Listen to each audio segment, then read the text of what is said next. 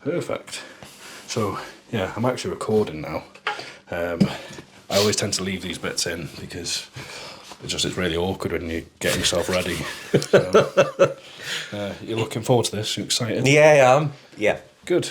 All right then. So welcome back to the FKME podcast. This is our guest, Anton. Hey, yeah. So you might recognise Anton. He was wearing one of these blue vests, one of the tank tops, in the most recent FKME merch photo shoot.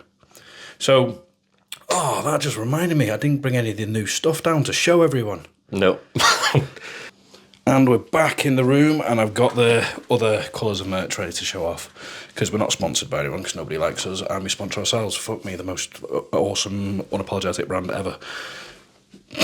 Super cheesy. So, Anton, you told me about a bit of a unique ambition you've got for your self-employment. Yeah. Yeah.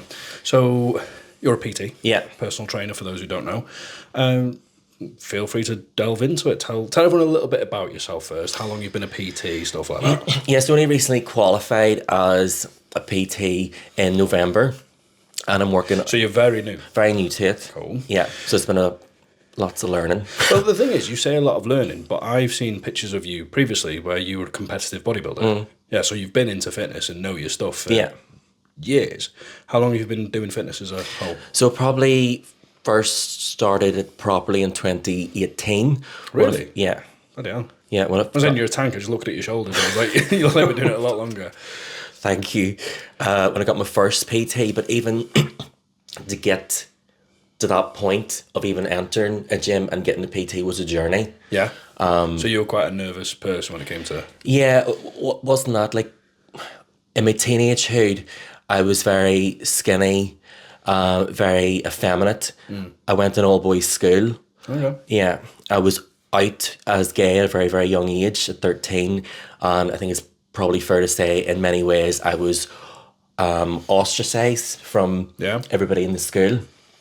I formed a really close bond with a friend, Patty. She's now trans. Patty spelt A-P-A-T-T-I. Oh, cool. But we kind of had each other. Yeah. We very much kind of explored queerness together. So, for example, we would have been 14. His mum would have gone to London for the weekend, and we'd have went round to Patty's house and saved up her lunch money, spent it on like women's clothes, inverted commas, put makeup on, did photo shoots. That then progressed to going out to clubs in Belfast at the age of like 16, 17, dressed what we would describe now as in a non-binary look. That term wasn't about then, it was androgynous. Yeah. I still use the term androgynous because I very much identify as male. Yeah. But I think the whole like androgynous, like stepping out the whole mask comfort zone, I think can be quite cool. But you would say that just now is just, you should just call it non-binary. Yeah, I think that like for example, I wouldn't have said it was drag per se, because we went through phases of tucking, not tucking, phases of wearing boobs, not wearing boobs. Okay. Yeah. And then when I got to London, it was very much androgynous. I didn't do any like breasts. I didn't tuck at all. Like Pete Burns was a big inspiration to me as well, aesthetically and his general kind of energy. Yeah. So have I took you off story here, or are we No, I'm getting to it, but I'm just trying to give you like an overall. I've got a really bad habit that the audience probably know, that I'll just tangent off. so you going out in Belfast, and anything more happened in Belfast before you moved over to London, or? No, I think at that those kind of 2 years, 17, 18, like they were really good years. Yeah, they were really good years. When we got into the clubs and we started to make friends and connections there. And then Patty had got a university placement in Manchester and I had one in London, so we like parted. Okay. But we were always coming back and forth. But anyway, so when I was in London, I always think back now that when YouTube was coming about, I always watched videos of like the new romantics, like Princess Julia, who we now know through Bimbini Boulash from RuPaul's Drag Race, but I knew about her back then, and I always wanted to be in that like club kid, new romantic environment and feel. And then when I got to London, I got it, but it came with a price. And So what was that price? the price was my health. You know, of course, the drugs were rife, and it wasn't chemsex back then. It was that you would have went to a club and went to a house party afterwards. Afterwards, yeah, there was, you know, you had sex there, but it wasn't focused on chemsex. But at the height of it, it was always room service on a Thursday night at Greek Street in Soho, and you wouldn't have missed that. Okay. That was like So what was that? What's that? room service. The room service was made by Jodie Harsh, Yeah. and I DJ'd there. I hosted there as well. But it was like this kind of really cool blend, because you would have got like all the muscle gays from Vauxhall, but then you would have got like the fashion queer gays as well. So it was this like real nice kind of blend of people. The music was really good. And it was on a Thursday, so it was like a start to the weekend. So you wouldn't have missed it. Room service was the place to be. And they also did this thing as well where you would have got club photography. Okay. But it was like really, really heavily edited. So you ended up looking like a Ken doll or a Barbie doll against this really like cool background. Monroe Bergdorf, she used to host there quite a bit now, if you know. So you're talking about hosting. Obviously, you're talking about other people. Back to you said you DJ'd and hosted in London as well. So, like, were you doing DJing back in Belfast? Did you start that there? Was that No, all I new? started it in London. Yeah. And I think it's quite a common DJ story. Their friend knows how to DJ, and then they showed them how to do it. Yeah. And it was very much... iPod Shuffle. No, we did beat match, or we tried to at the beginning. Yeah, but I started off at a club called Whiskey Mist. I honestly don't know London that well. So when you're naming these bars and clubs, I'm sure the audience do, but I'm just like, yeah, that's great. Not a clue. So that was West London at Marble Arch. Yeah. Another big one was Vogue Fabrics. So Princess Julia used to go there quite a bit. Vogue Fabrics. Yeah, are these places still going, a lot of these? I don't know if room service isn't Okay, that's a anymore. No, I think the club is still there, but the club night's not. No. Vogue Fabrics, I'm not sure if that's there. I think Dawson Superstore is still there. Ace Block, I don't know if Ace Block's still there down east. No. Well, it sounds like you're like part of quite a cool era of like the scene. So you were saying you hosted as well. Did you host as yourself, or did you go in a different persona? I'm not saying drag, because obviously you were saying it was more... Well, it was me. Yeah. Like, it was that androgynous, like, Yeah. being. You still quite slim then, or were you quite muscly? No, I was still, like, I was in my 20s. I was still really, really thin at that point. But what I was saying was Thursday night was start of the weekend. At the height of it, like, I would have packed a bag on a Thursday. I wouldn't know where I'd be going. All I know is that I'd be out until maybe the Sunday. So I would have packed my makeup, changed outfit and everything. And after the club, you would have waited about outside to see what party was going. You would have went there, you would have stayed there all day. Then you went to the next club. So it ended up that I went home for a break, and I was 8 stone. So I'm 5'10". Wow. Yeah, That's crazy. yeah. Ooh. And I kind of thought to myself then, I think the way I was presenting myself aesthetically, and this, when I say aesthetically, this is going to relate to the bodybuilding and the fitness thing later on. It wasn't serving me anymore as a person. It was bringing me to a place that I didn't want to go down. Like, I never took heroin, but I can remember seeing people taking it, and that was another kind of red flag for me, that this was going to be my life. Yeah. You know, if I didn't kind of take action on it. So then, because of that, it wasn't a kind of conscious thing, but I kind of maybe subconsciously started to distance myself from the whole club thing then. And then when I finished my degree, I got a job with a camping tour operator, and for the next 5 years, I worked in France, Spain, Italy. And I did that consciously because I wanted to be in nature, I wanted to be in the sun, I wanted to be the seaside because it was like therapy. Yeah. Like almost. Polar opposite to London. Yeah. Yeah. So you got this city vibe, now you're away in nature, you're obviously away from that friendship group that you kind of was associated with the party vibe.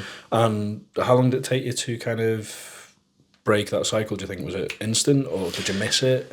So it was about 2.5 years into London was the summer I went home for a break. Then I came back because I still had 2 years left of my degree to do. And I was still doing the drugs, probably not as heavily. Okay. But it was still there. Yeah. So towards the end of my time in Europe, when I had come home, because when I was working away in Europe, it would have been 8 months over there, and then the rest of the time in Ireland. Yeah. One day, I caught myself in a certain light, and it showed me what I was going to look like as a man, being the weight that I was, and I didn't like it. Okay.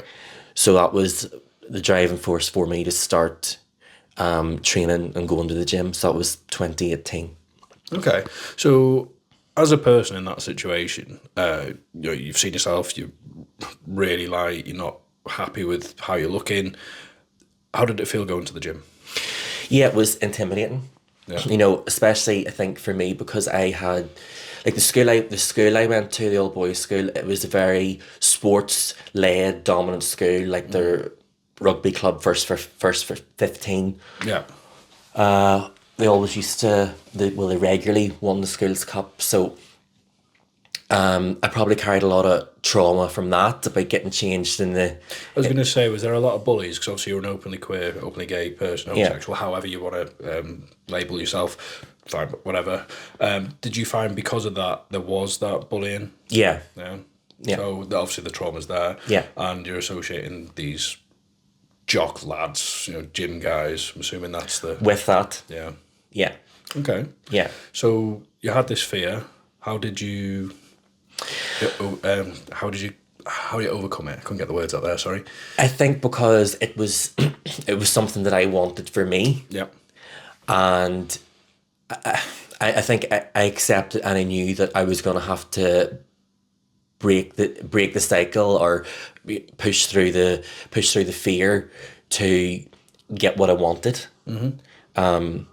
So I can remember that's why I started with a PT, just to kind of get used to everything in the beginning. So I did a big smile and nod then, because that was going to be my next question. Did you go at it on your own, or did you go at it with a PT? But straight away with a PT. Straight away, yeah. Yeah. So did you find them online, or did you go in the gym and find them there? It was very I'm quite impulsive. Yeah. So when I want something, yeah, it'll be like, right, I'm just gonna go and do it. I have to really want it though. Yeah. So I basically went on Pure Gym website and found somebody who I liked the description of, sent an email, got brought in, consultation, that was it. Perfect. And were they a good fit for you?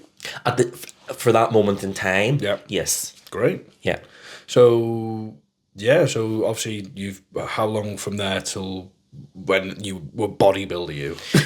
So then that was 2018, so obviously we're coming up to COVID years now, into 2021, and things were obviously a bit disjointed. Yeah. But coming out of COVID, I kind of knew inside that I'd come to the end of the road with the PT that I had, that he had taken me as far. So that first PT, you were still with him that long? I was with him for about a year. Okay. Right? Yeah. But I kind of realised I wasn't going to get any more out of him than what... Yeah. He's passed his knowledge. Yeah. Yep. So there was this other PT that he recommended me to because he was going into management, so he had to drop clients anyway. Okay. And this PT he was he was like, I was going to say a bit older. I mean, he was like maybe early 40s, but that's not really old, is it? But Older than us. older, yeah, older than us. And I knew that he was in great shape. Like he was like big, he was ripped, and he'd done some men's physique shows. Okay. So I thought at the time this would be good. Yeah. So yeah, then I think with him, I think I always had a distrust in him, but he was still giving me things, and he was opening doors for me that nobody else was. Yeah. So what were they? Well, the first one was roids, Okay. right? The next one was going to bodybuilding gyms, because I don't think I would have had the confidence to do it, to go by myself to those kind of gyms at that present moment in time without him. But things with him kind of not quickly, because with him for maybe a year and a half, 2 years, kind of quickly became messy. Okay. Yeah. So he was a bit, it's fair to say he was a bit of a rogue character, if that makes sense. So back in the room. So you're saying he's a rogue character. Like, how was he a rogue character? What did he do? You always got the sense that there was something dodgy going on. Okay. And you never knew how far it would go until I seen it. So it started with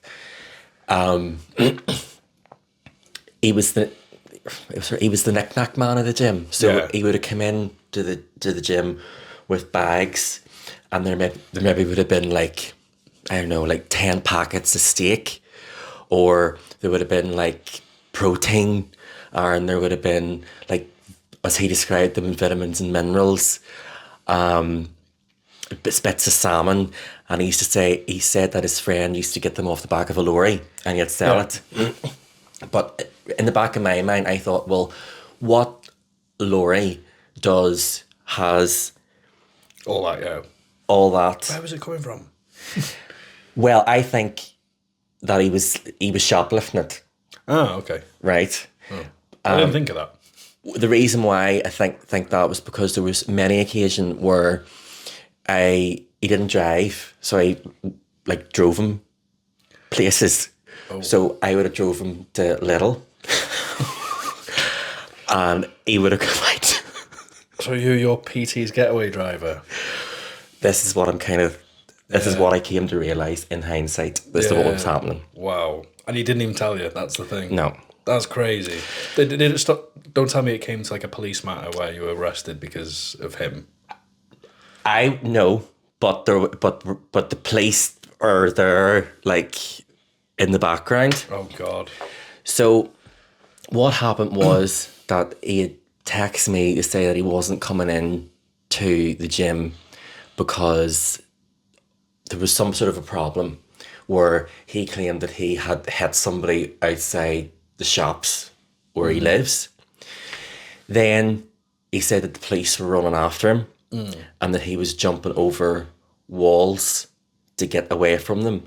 And how he said he avoided the police was that there were men working in a tankard, and that he was able to take shelter inside the tankard. And the guys who were outside, the workmen outside the tankard, were like, "Oh no, he went that way."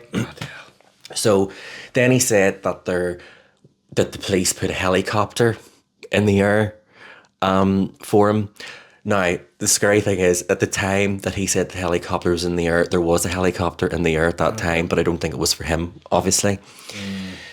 So that's some extreme shoplifting, well, fight in front of a shop that caused a helicopter to come out. And so it was just a lot. Yeah. And then every time something like this happened, he would disappear to a Republican part of Belfast, and he would like lay low there for X amount of time. So, putting all this together, I was thinking this isn't really gonna work for me here, or I'm not gonna be able to get where I want to with somebody who is scattered. Yeah, I also want to backtrack on something. As soon as you said about him, he got you onto new things and stuff, and you said roids. Did you go to him asking about steroids? I did. Oh, okay, cool. Because I just thought, like, as soon as you came in for your first session, it'll work for you, steroids. No, I was with him for about a year before I asked. Okay. Yeah. Well, to be fair, I mean, you approached him, so that's fine. But I just thought you like threw out your session one. No. I was like, wow. No. Wow. Okay, so you realised the situation you were in and you moved on to another PT. Have you competed at this point now? No. No. So you found another... So in Northern Ireland, in fitness, like Josh Coyle was quite a big name. Yeah. So Josh Coyle, a few years younger than me, he's a pro. I say I recognise the name. Yeah. Yeah. In men's physique. And he ended up doing one-to-ones on the gym floor. And I thought, this is like really lucky because you don't get somebody at his kind of level that's doing one-to-ones. So I started with him in, was it the March of 2022? And I think Josh would say himself, like when I first came to him, he's probably thinking in the back of my mind, oh my God, this fella's not going to stick at it. Yeah. Kind of thing. And there was, I think that there was the kind of period where I had to like earn his trust. Yeah. For X, Y, and Z. But his knowledge, and I kind of spotted that very, very early on, was very, very good. Yeah. And I can remember having my first session with him, and it was pull, it was lats, and when he was talking about engagement and everything, I was like feeling things in my body that I hadn't felt before with any other PT. So I knew that I was on to something with him at that point. Well, so did you go to him with the goal of, I'm going to compete? Yeah. Okay. Yeah. And you told him that on day one? Yeah. That is probably why you had to prove yourself. Yeah. Because as you know, now you've competed. I mean, I've never competed, but it's a different ball game. And he thought, if you got to prove yourself now because the final 6 weeks is going to be hell. So I imagine it was that. Yeah. Probably looking back on it now, yeah. It was. But I don't know, on the other side of the coin, if somebody came to me and wanted that now, I'd probably explain them how difficult it's going to be. But bloody hard it is. Yeah. But I would, like, what's the word? Because I am an underdog, or I've always felt like an underdog, I'm always a supporter of an underdog. Yeah. I was actually going to also ask a question of, because obviously you've approached this guy and like you said, you can be effeminate, you know. Do you think that was in the back of his mind? Yeah. Yeah? Yeah. I was going to say, through this whole personal training situation, did you come across that a few times or? I think it's fair to say after a few months, you know, Josh and I, we connected as people. You know, we ended up having a very, very good relationship and friendship. Yeah. I think in the gym that I went to, and I think now from being in Manchester since last year, back home it is different. You know, it isn't as progressive. And yeah, you know, you would have got, you know, the old school big boys full of D-ball, you know, wanting grammar tests a week kind of thing, thinking, God, what's this fella, you know, doing here when I show up in a pair of Crocs and this, that and the other.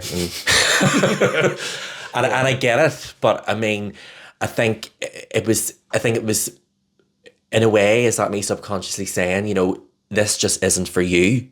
Yeah. You know, people like me can do it too and can do it well. Yeah. I was going to say, do you think that was also a little bit of a driving force behind you? It was, yes, because, you know, if you think about, you know, all those jock people in school, you know, discrediting, and it almost brainwashed me to think that I can't do it, you know, when it's within everybody. You know, I do think that people need guidance, and I do think it's very difficult to do without help. But I don't think you should discredit somebody for wanting to do fitness or competing on any level based on their general energy, if that makes sense. Yeah, I agree with you. So obviously you've came at this now with a bit of motivation, a bit of up yours, shall we say. You know, you got a mission to accomplish. You're going for a competition, a bodybuilding competition. So how long did you train with him for this competition?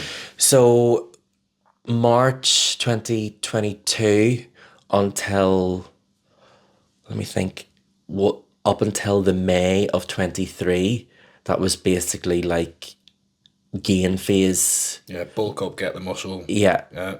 And then from the May until the September was the cut. Yeah. And then I showed in September 2023. So where was the competition? What category? What was the outcome? So it was PCA.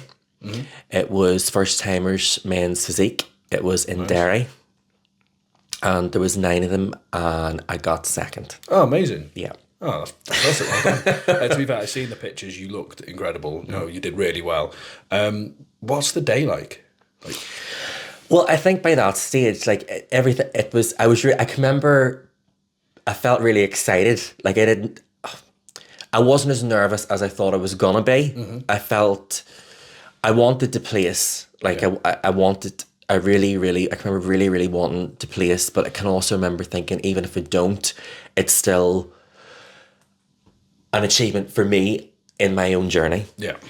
And I think up until 2 weeks out, it was that kind of 6 weeks, 8 weeks out, 3 weeks out was really, really difficult. Okay. And then the 2 weeks out, 1 week out was not as difficult. Yeah.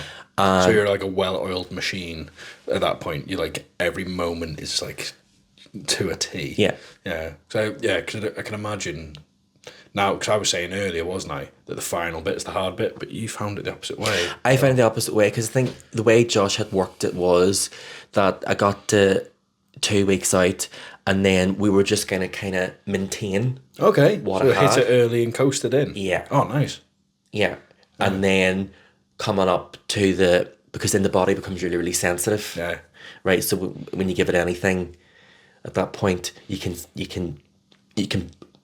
tip over, or you can be too flat if you're not eating the right thing. But yeah, so then I had the week off work before the show, and I can remember it was a weird feeling that I can't describe. It was like it was just very focused, but everything, there was a feeling of synchronicity. You know, everything felt as if things were happening like they should. I can remember that feeling, and I haven't felt that feeling in a while, which I would need it in my life right now. But it was a really, really good feeling. Oh, that's amazing. I mean, you placed second, so obviously, you know, it worked really well, whatever you did, and you smashed it. Was that your only competition? That was the only one so far. Yeah. Okay. Oh, so you're going to do it again? Yeah. Oh, cool. So that was, what, did you say 22, 23? That was 23. Okay, so not too long ago, and you've had a bit of a break in that, and obviously your life's changed quite a bit now. And was it from then that you wanted to be a personal trainer yourself? I think I knew I wanted to do personal training kind of a couple of months, maybe 6 months in after starting with Josh. Okay. But I just hadn't quite put the pieces together of how I was going to do it, because I was living home at Belfast. I was in a full-time job in hospitality, which obviously is very restrictive in terms of your own free time. So although I wanted to do it, I couldn't see how I was going to make it possible. And then there were several factors, that being one of them, that made me decide that I was going to move to Manchester. And then since I got here, I am like a believer in, you know, the esoteric. What's that then? Esoteric, like higher power. Like I do, like I'm very into like tarot and clairvoyance and all that kind of thing. Things are meant to happen for a reason, sort of thing. Yeah, and I do feel like since I've been here, life has kind of pushed me into doing that, because other things that I've tried or worked at haven't worked. And I think when that happens, the more you resist, the more it's going to keep happening until you place yourself where you're meant to be. Okay, I like that. That's good. So obviously we were saying at the very start of this, your personal training is there's a big thing behind it. Yours is different. You know, your reason, what you want to do, what you want to achieve. Was that always the case when you wanted to be a PT, or is that something that's developed since you've moved here? No, I think you know, it was always there. I think when I was in Ireland, I maybe not discredited. I hadn't realised in my head that, you know, in the noughties when I went to school, the focus was very much on gay people, where now it's very much on non-binary, trans. Yeah. So that's what I want to go into Yeah. now. So this unique goal of yours with the personal training, this niche, shall we say, that you want to work on. Let's explain to the audience. We actually haven't said anything about it. Yeah. So when did it click, and what is it? Yeah. So it clicked when I started working in the gym, and I realised that there is a lack of non-binary trans people who go to the gym. You know, especially in Manchester, there are a lot of those guys here, but they're not necessarily in the gyms. Working out. Yeah, Manchester's got all sorts of people. You know, it's the epicenter of queer culture in the UK. Yeah. I mean, there is obviously the London areas, but it's like, I remember there was this, I can't remember who it was, very well-known drag queen from America, like landed in Manchester. Like, is this the gay capital of England?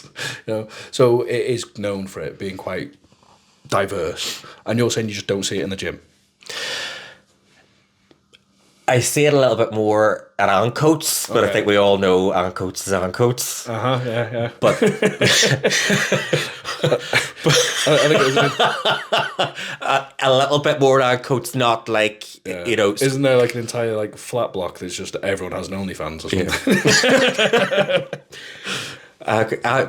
Ancoats to me was like the equivalent of East London when I was there. It's like the gay capital of Manchester. Okay. East London was the gay capital of London.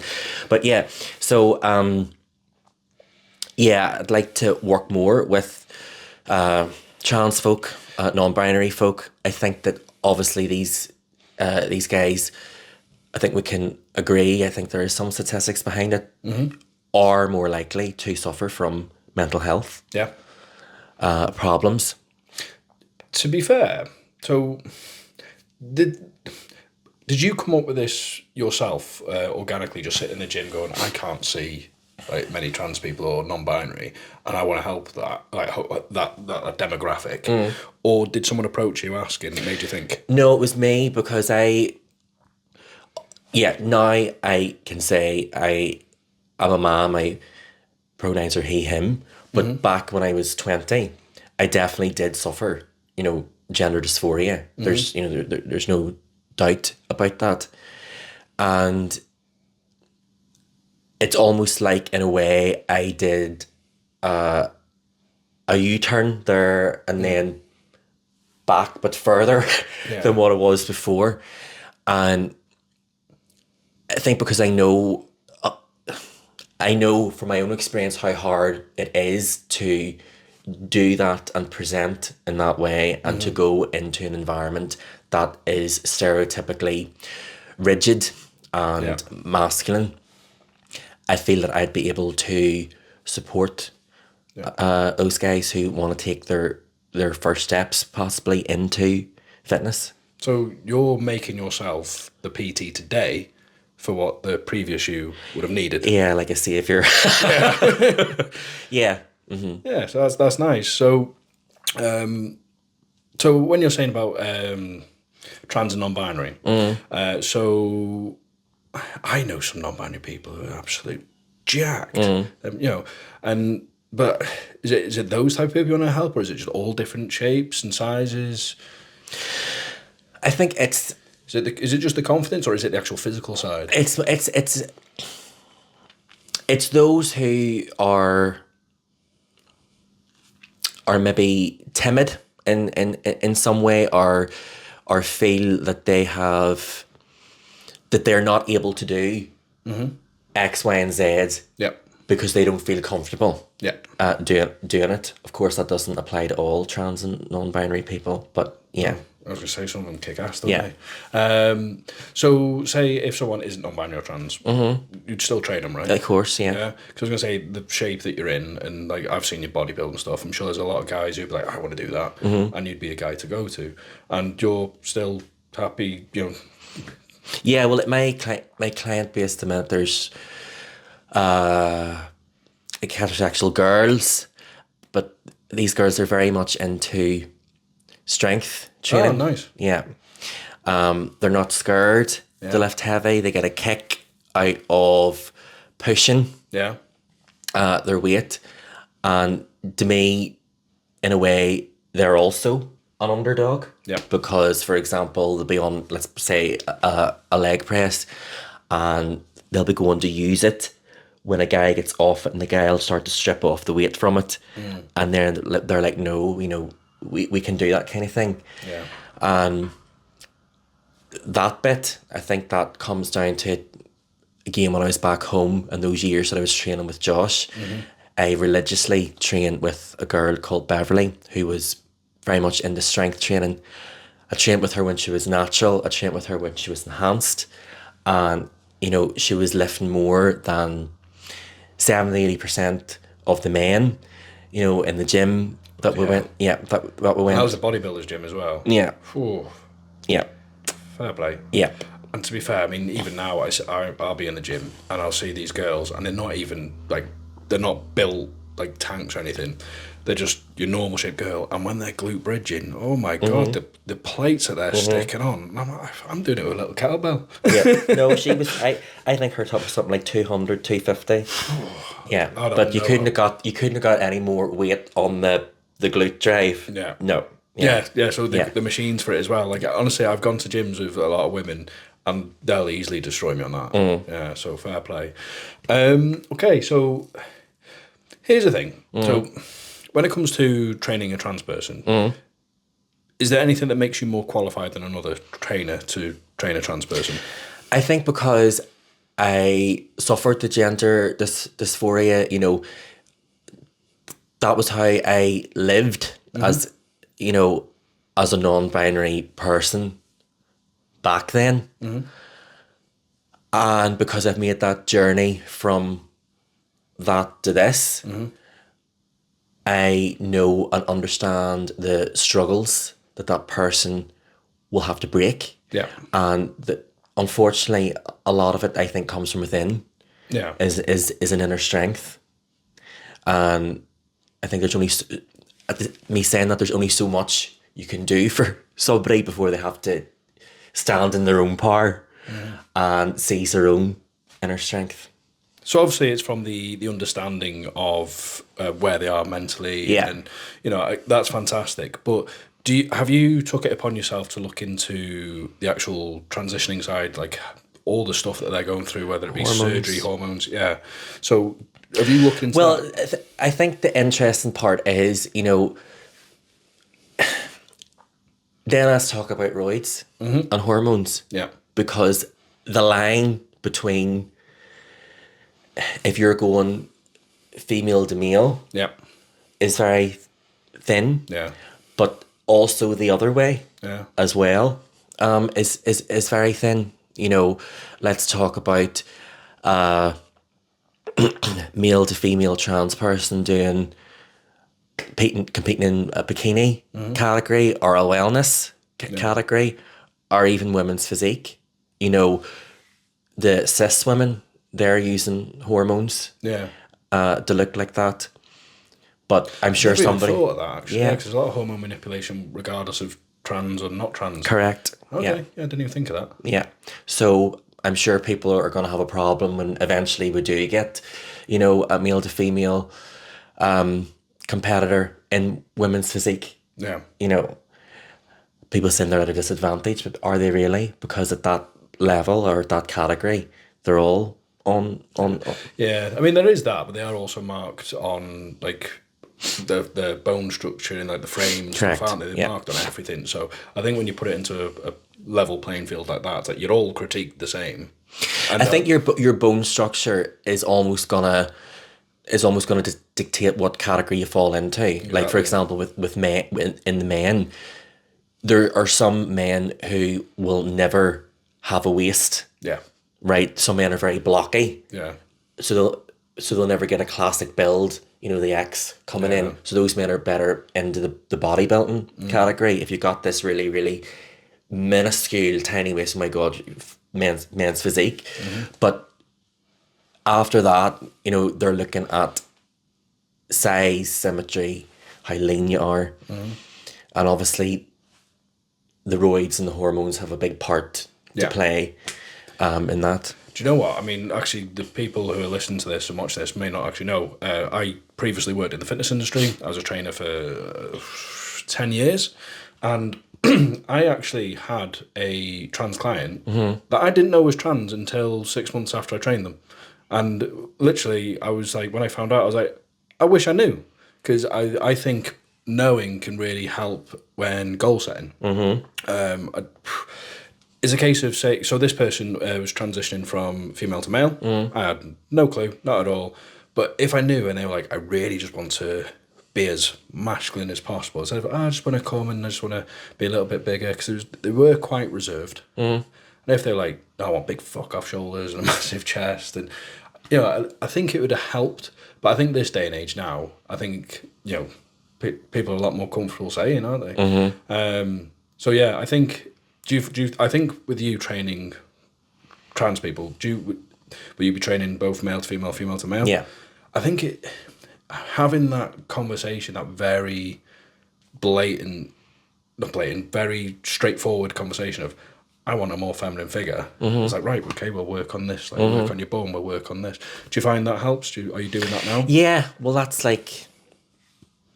Yeah, like all girls, they want... Well, not all girls, but the vast majority of girls these days want... I call them wellness girls. Wellness is a female category, but it's all, you know, big legs, big bump, not very much on top. Yeah. Yeah. To be fair, I used to find a lot of women wanted their shoulders. Used to find a lot of like, I just want to improve my shoulders, bum, legs, you know. But yeah, I do definitely think it helps. Is there anything else you'd like to talk about on this matter? No, if you ask me a question, maybe. Let's keep going. So obviously, we've said you moved to Manchester. You're based in Manchester now. You're doing these sessions. Are you just doing one-to-ones? Are you doing group? Are you doing talks? What kind of things are you doing? Yeah, so... Or where are you wanting to lead on to as well? So it might not just be right now. Yeah, so one-to-ones, yes. 2-to-1s, yes. I'm looking into starting like a larger group session towards the summer. That is going to be more. Obviously, everybody is welcome, but I want to do more. Right. So the idea actually came from my hate for Slimming World. Okay. I like this. I just think it's a load of shite. Yep. So how can you say that one banana out of skin is a sin, but if you mush it up, it's 2 sins? How can you say that you can have unlimited pasta in a day when pasta is one of the most carb dense you can get? I just don't understand it. I think people need to be informed about what they're eating. Since I came to this job, I've realised that the general knowledge of nutrition out there is very, very low. Yeah. And so what I plan to do would be group session on one day of the week. Next day of the week would be a weigh-in day, a seminar day of these sorts of topics, like how to use MyFitnessPal, smart choices. What you just said there, so I did this. I used to previously have a gym as well, and I set up this weekly meetup thing, and it'd be talking, and it'd be about learning to track your food. And the whole MyFitnessPal, so many people have it, and so many people have used it, but they don't know what they're doing with it. They're using it, but actually they don't understand why. And so I think that would be really, really good, definitely. So that's something you want to do. Yeah. And it's also things like, although this is not the best example, but I had one client and he was, he said, oh, today I've had 4,000 calories, but he was programmed for 3, right? Okay. But then, and then he was, and then I went into the thing, there was like 7 beers on the thing, and I was like, this is not right. And then I tried to have a conversation with him, and like, no, I'm not advising to do this, but it would actually have been better had you had a McDonald's than the 7 beers. Yeah. Because at least you're getting your nutritional value out of it. I mean, Yeah. beer is what they call the invisible macro. Yeah. Yeah, I'm assuming you know. Yeah. So for those who are, do you know what? Don't ask me. Message Anton. So this is what Anton does. This is what Anton's building his new career on. And get involved with Anton, message him and say, hold on, what's this invisible macro? What, why shouldn't I be having alcohol? Obviously, people know alcohol's not the best thing, but I'm sure you also know how to incorporate alcohol in an okay way, in a sense of everyone's got to have a life. Yeah, of course, everybody has to have a life, and not everybody wants to compete. No. So you have to make alliances. Exactly. For that as well. You have to make sustainable habits. So many people go to the gym and they want to do everything all at once, and then they stop 2 months later, where it's better to start off baby steps. I said to a lot of my clients, it's like tennis balls. If I throw you 10 tennis balls at one time, you're not going to catch them all. But if I throw one, and then you catch it, I'll throw another one, and then you catch it, and build it up. I've never heard that analogy before. That's actually really quite good. Yeah. That's really clever. Okay, so we're not ending here, but to talk for the fitness stuff, Anton, where can people find you? So you can find me at Pure Gym Spinningfields in Manchester. You can follow me on Instagram at Anton Douglas. I'll put the ats below. My website is antondouglasfitness.co.uk. Perfect. So that's that on the fitness. I think we've gone quite in depth about that. So obviously we were there saying about drinking alcohol, and that's what made me think let's change topics, something a little bit light-hearted. Are you still a person who likes to go out and have a party? Not saying drugs. I'm just saying because you mentioned that before. But what do you do now? So, what do I do now? Do you go out? Do you go to? You live in I'll Manchester. go out, but I'm probably... So this was the other reason about me wanting to move to Manchester, because, my life back home was just work, gym, work, gym, work, gym. I didn't really have a life. So I wanted to be more involved and let myself go out, but I wanted to regulate it more. Yeah. Yeah. Completely So... get that. What? Completely get that. Yeah. I can't... What you were telling me about earlier, the going out on a Thursday with a backpack, I would die. I couldn't do that. So it's just a case of having that bit of structure, like Saturday night is out. Yeah. Is that kind of what you mean? Yeah. Cool. So what kind of stuff do you... Where'd you go? What's your thing? So go dance. Yeah. So a cruise, a couple of nights a month. Delph, where else? New clubs in Birmingham have been booked for, Eden and Sidewalk. Oh, nice. So are they regulars or are they one-off gigs? No, well, regular. Sporadic. Sporadic. Okay. That's good. That's cool. Yeah, so go dancing. That takes balls. Do you think so? Yeah. Ethan, I think, like, compared to what I used to do, it's like... Yeah. No, like, yeah. I'll be honest, I've been found go-go dancing. Not hired, just just been allowed. Yeah, so I've been on a night out and it's been like, right, tops off, in a jock, I'll hop on stage, and yeah, I just end up just, yeah. It's a nice, like, people have like messaged me like, were you like on the stage like an Eagle the other night? I was like, yeah. That's been a fair few rums, shall I say. Do you do that sober, or do you have a few drinks while you're doing that? I don't know. Most of the time I actually do it sober. There's been a couple of occasions where I decided to make a night out of it. Yeah. And then I've kind of like enjoyed it more. But I think at the minute in my life with the, because obviously it's a slog to get the PT and thing Yeah. at a good level. Yeah. So I can't really afford to go out all. I also think, because I know you book in your clients like on a Sunday morning, you know, you'll book them here, there, and with your diary, I can't go out, go drinking all night, Yeah. you know what I mean? Because you're back in work the next morning. Yeah. So I know what you're like. But yeah, I don't know how you do it sober. That's some courage, that is. I think if you'd have told me in my 20s that I'd be doing it sober, in my 20s, I was not able to walk into a club sober.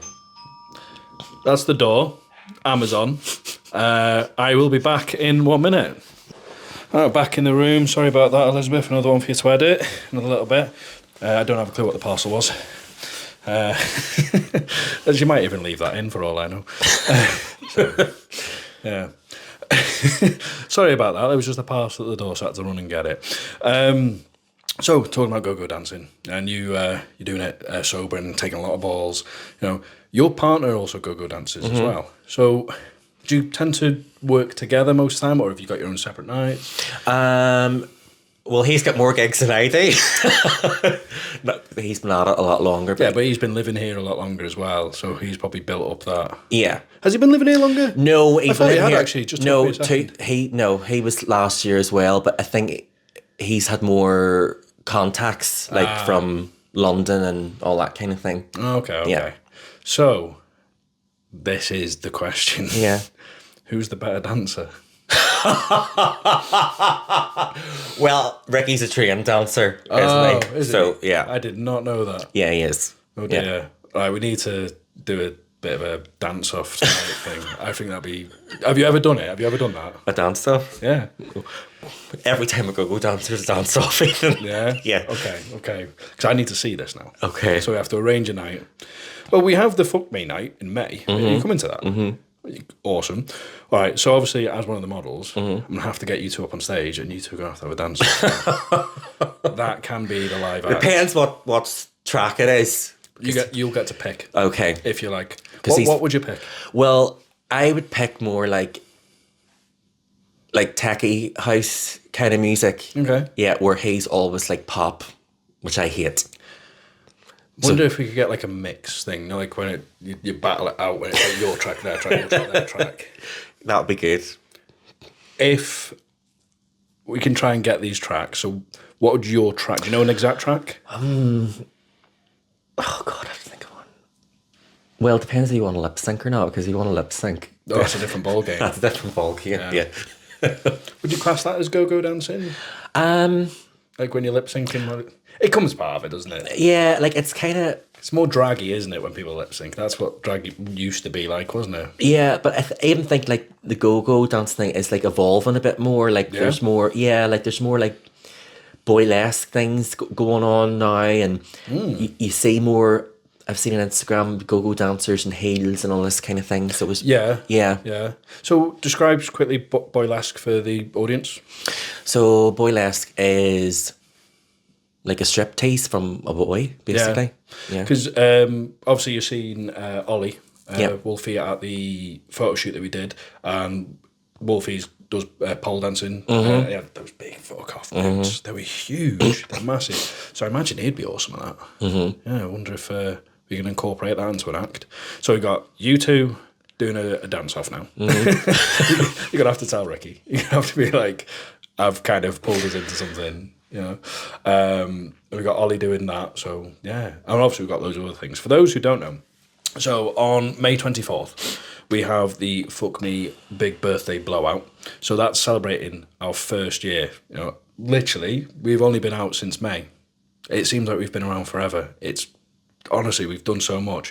Fuck Me is massively expanded. As we were saying at the start of this, we have new items. So this is the blue.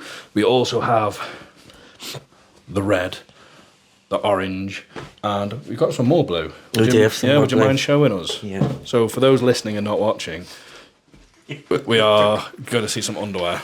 There you go. There we go. So come forward. They might not be able to see from there. Come stand in the middle.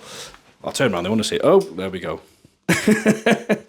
So thank you for that. So we got the blue. So that's us, our very own sponsor. Fuck Me sponsoring Fuck Me. So yeah, thank you for that. Thank you for getting your pants down. No problem. Or pants out, should I say. Anytime, come again. Yeah. So obviously that's May 24th. Tickets are available in the link below. You're going to be getting on stage. Do you think you could do videos teaching people how to dance? Not like full-on long ones, just like a quick minute. Here's this move. And What do you know about my step class? you do step class? Yeah. There we go. No, I don't think step class is the same as go-go dance. No, it's not. But no. Yeah. Could I do it? Like, I'm not trained dancer. Like, I just kind of freestyle it. Yeah. Yeah. Yeah, but if it's hot and cool and sexy, I can give it a go. Yeah. yeah. Tell you what, maybe let's try and sort something out there. So keep an eye out on our social medias, and you might see Anton doing some sexy dance moves and teaching you how to do them too. So before we close off, anything you want to say?